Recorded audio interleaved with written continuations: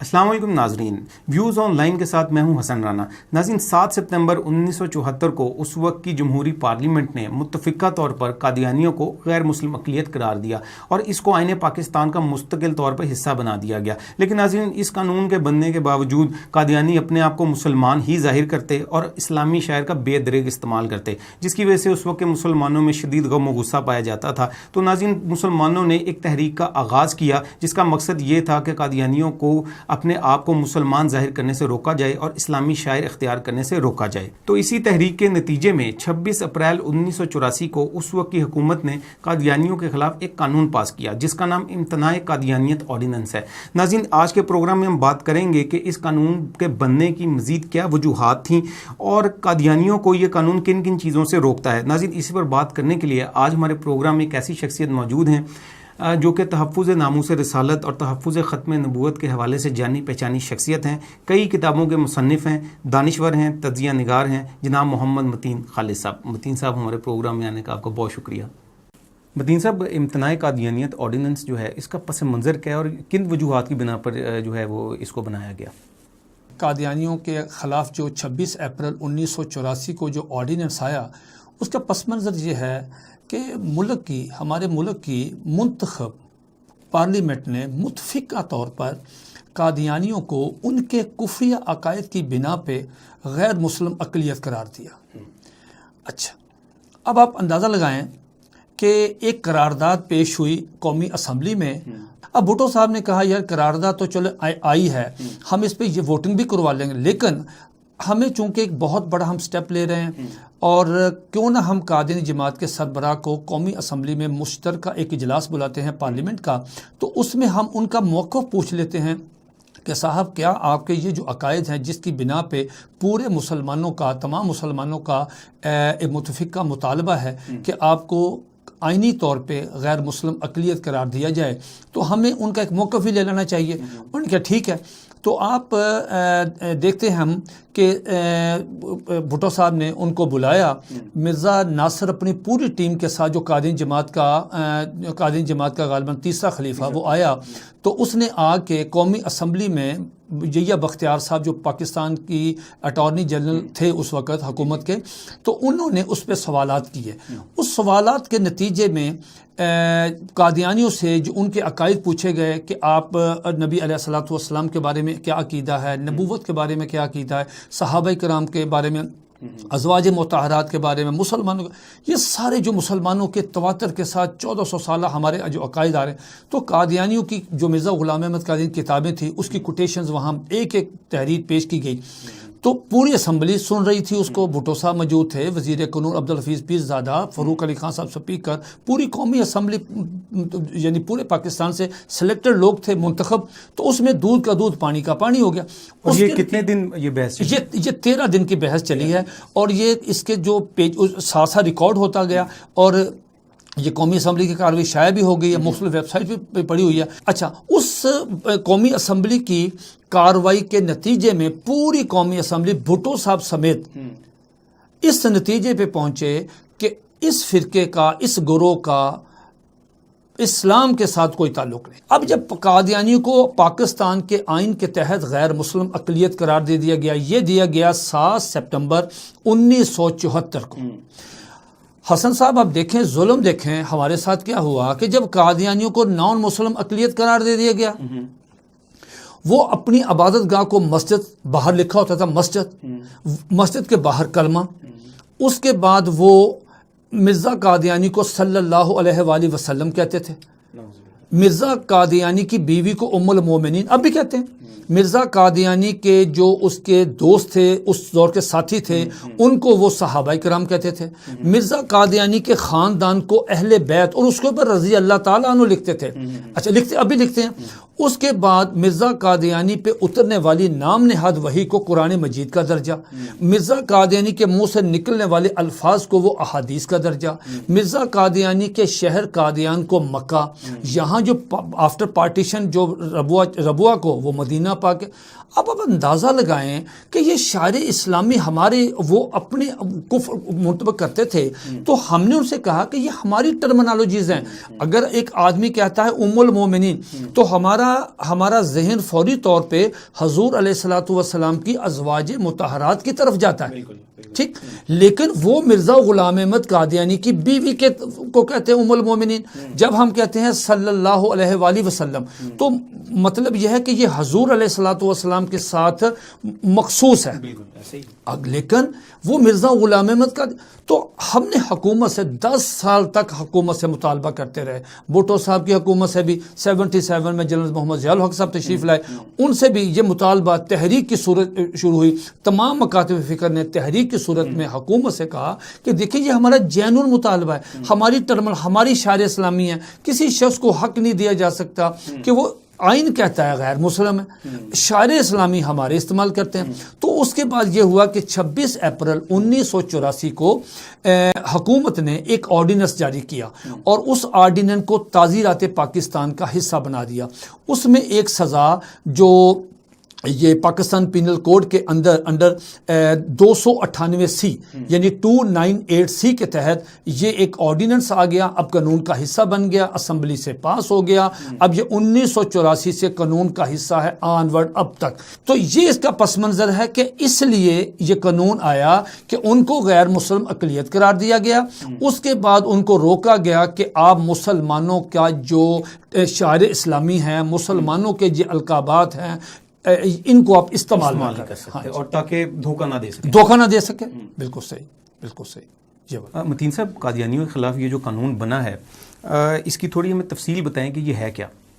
جی حسن صاحب، اس طرح ہے کہ یہ جب 26 اپریل 1984 کو یہ قانون بنا ہے، یہ قانون انتہائی منصفانہ، کمپریہنسو اور یہ مسلمانوں کی تمناؤں کے عین مطابق ہے اور انصاف کے اصولوں کے مطابق ہے۔ یہ جو قانون ہے، یہ قانون ان کو روکتا ہے کہ آپ مسلمانوں کی دل آزاری نہ کریں۔ آپ کیوں مسلمانوں کے شعائر اسلامی استعمال کرتے ہیں؟ ان کو روکا گیا کہ آپ چونکہ پاکستان کے آئین کے مطابق غیر مسلم ہیں، آپ اپنی عبادت گاہ کو مسجد نہیں کہہ سکتے، مسجد نہیں کہہ سکتے۔ مسجد جو ہے یہ صرف اور صرف مسلمان ہی اپنی عبادت گاہ کو کہتے ہیں، ٹھیک، جیسے عیسائیوں کا چرچ ہے، ہندوؤں کا مندر ہے، سکھوں کا گرودوارا ہے، مسلمانوں کی مسجد ہے۔ جب آپ کو نان مسلم ہے، آپ نے ایک نیا نبی بنا لیا، نیا مذہب بنا لیا، پھر آپ ہمارے جو یہ ٹرمنالوجیز ہیں ان پہ آپ کیوں قبضہ کرتے ہیں؟ یہ ہماری اصطلاحات ہیں، اپنی ایجاد کریں۔ اچھا، اسی طرح اس آرڈیننس میں لکھا ہے، بہت یہ ضروری بات ہے، اب آپ کو میں سامنے عرض کرتا ہوں کہ کوئی قادیانی جو اپنے آپ کو احمدی کہتے ہیں، مرزئی ہیں، قادیانی ہیں، اپنے آپ کو احمدی کہتے ہیں، چاہے وہ لاہوری مرزئی ہوں، چاہے وہ ربوہ یا قادیان کے قادیانی ہوں، یہ آڈیوز میں لکھا ہوا ہے، وہ اپنے آپ کو مسلمان نہیں کہہ سکتے۔ اچھا، یعنی اپنے آپ کو مسلمان نہیں کہہ سکتے۔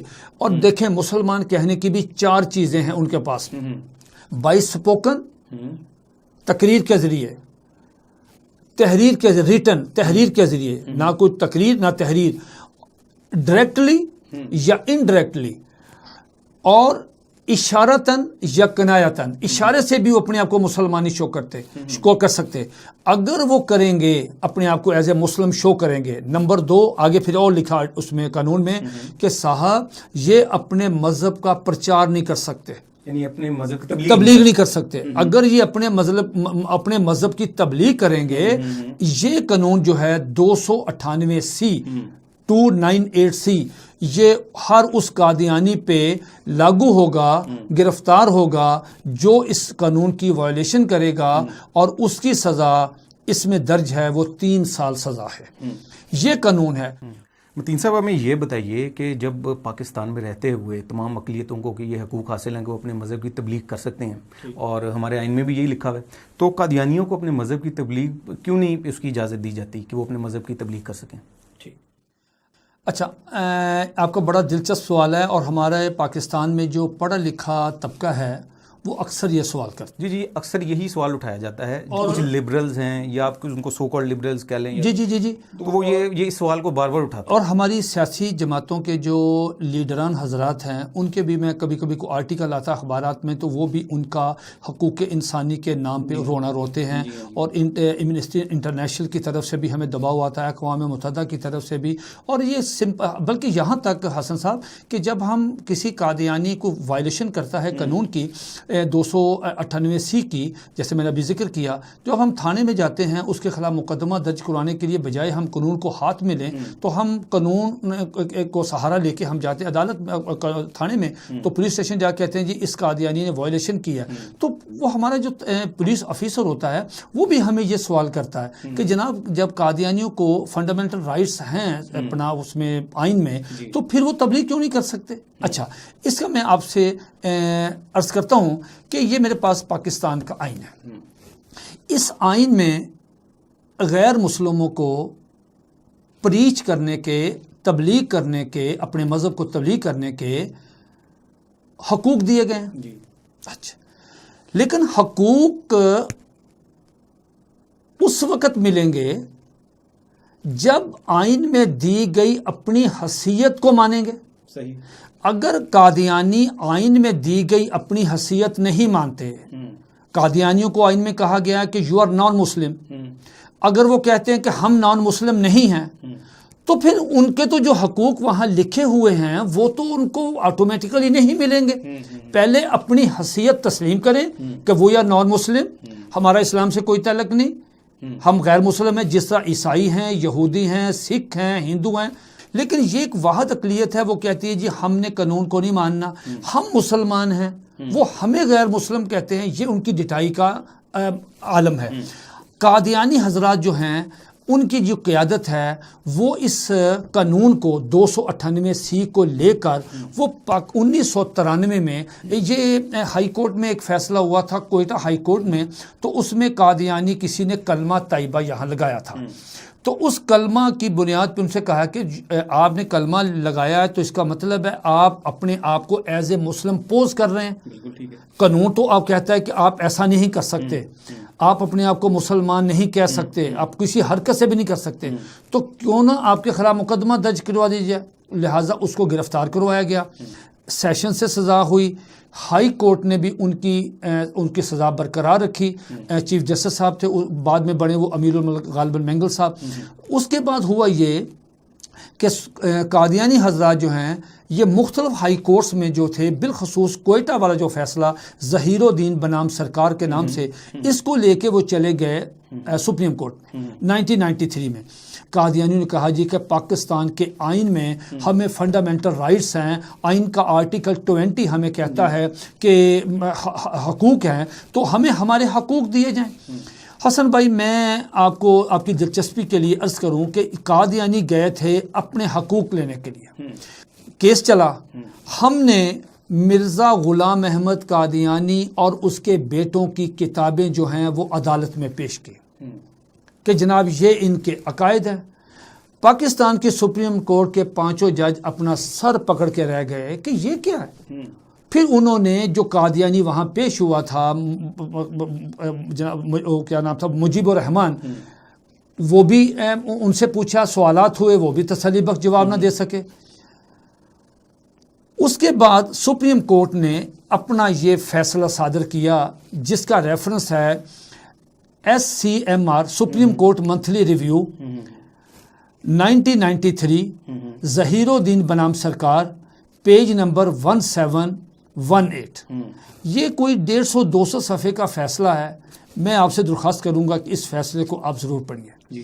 میں اس میں صرف آپ کو 4 باتیں چھوٹی چھوٹی عرض کرتا ہوں مختصر وقت میں. قادیانی گئے اس قانون کے خلاف کہ ہمیں 298C جو 26 اپریل 1984 کو قانون بنا، اس کے خلاف گئے کہ ہمارے فنڈامنٹل رائٹس جو ہیں وہ اس نے چھین لیے ہیں، ہمیں تبلیغ کرنے کی اجازت نہیں، کلمہ پڑھنے کی اجازت نہیں، ہمیں تبلیغ کرنے کی اجازت نہیں. سپریم کورٹ نے اپنے فیصلہ میں ایک بات لکھی، وہ میں پہلے عرض کرتا ہوں. سپریم کورٹ نے کہا کہ آپ آئے ہیں ہمارے پاس آئین کے آرٹیکل 20 کے تحت لینے کے لیے حقوق، تو سپریم کورٹ نے کہا کہ دھوکے بازوں کے حقوق نہیں ہوتے. ان کو دھوکے باز کہا گیا۔ حسن صاحب، یہ میرے پاس سپریم کورٹ کا فیصلہ ہے، اس کا پیج نمبر ہے 1755 اس کو فیصلے کو نکالیں تو میں آج ہی پڑھ رہا تھا یہ فیصلہ، اس کے نیچے جو آخری پیرا ہے اس میں بڑا دلچسپ سپریم کورٹ نے ایک لفظ استعمال کیا ہے قادیانیوں کے لیے۔ انہوں نے کہا دھوکے باز غیر مسلم۔ میں بلکہ عرض کروں گا دوستوں سے کہ جب بھی وہ تقریر کریں یا تحریر لکھیں، قادیانیوں کو غیر مسلم نہ کہیں، بلکہ پاکستان کے سپریم کورٹ کے بتائے ہوئے لفظ کے مطابق ان کو دھوکے باز غیر مسلم کہیں کہ وہ دھوکہ دیتے ہیں۔ سپریم کورٹ نے کہا بتائیں مجھے، ہمیں یہ بتائیں کہ جب آپ نے ایک مذہب بنا لیا، آپ میں اخلاقی جرت نہیں ہے، آپ کا مذہب اتنا کمزور ہے کہ وہ دوسروں کی اصطلاحات چوری کرتا ہے، آپ مرزا غلام احمد قادیانی کے ساتھ صلی اللہ علیہ وسلم کیوں لگاتے ہیں؟ آپ اپنی کو لگائیں، آپ اپنی عبادت گاہ کو مسجد کیوں کہتے ہیں؟ یہ آپ دھوکہ دیتے ہیں، آپ نان مسلم ہیں۔ آپ مرزا قادیانی کے دوستوں کو صحابہ کیوں کہتے ہیں؟ آپ مرزے کی بیویوں کو ام المومنین کیوں کہتے ہیں؟ آپ مرزے کی باتوں کو حدیث کیوں کہتے ہیں؟ آپ مرزے پہ اترنے والی نامنے وحی و قرآن کیوں کہتے ہیں؟ انہوں نے کہا آپ کے مذہب میں جان نہیں ہے، آپ کے مذہب میں اتنی جان ہونی چاہیے، آپ اپنی اصطلاحات جو ہیں وہ خود بنائیں۔ عیسائی جو ہیں وہ چرچ کہتے ہیں، گردوارہ کہتے ہیں، سکھ جو ہیں ہندو مندر کہتے ہیں، آپ اپنی عبادت گاہ کو مسجد کیوں کہتے ہیں؟ ان کا کیوں چراتے ہیں؟ آپ کا مذہب کمزور ہے، وہ بالکل ریت کا ایک گھروندہ ہے۔ سپریم کورٹ نے اپنے فیصلے میں تفصیلاً یہاں مرزا غلام احمد قادیانی کی کتاب ایک غلطی کا ازالہ، حقیقت الوحی، تریاق القلوب، اور مرزا قادیانی کا جو بیٹا ہے مرزا بشیر احمد ایم اے، اس کی کتاب کلمۃ الفصل کے ساری کوٹیشنیں دے کے پوری طرح اور وہ دی کہ مرزا غلام احمد قادیانی کا ایک دعویٰ یہ ہے، وہ کہتا ہے کہ میں محمد رسول اللہ۔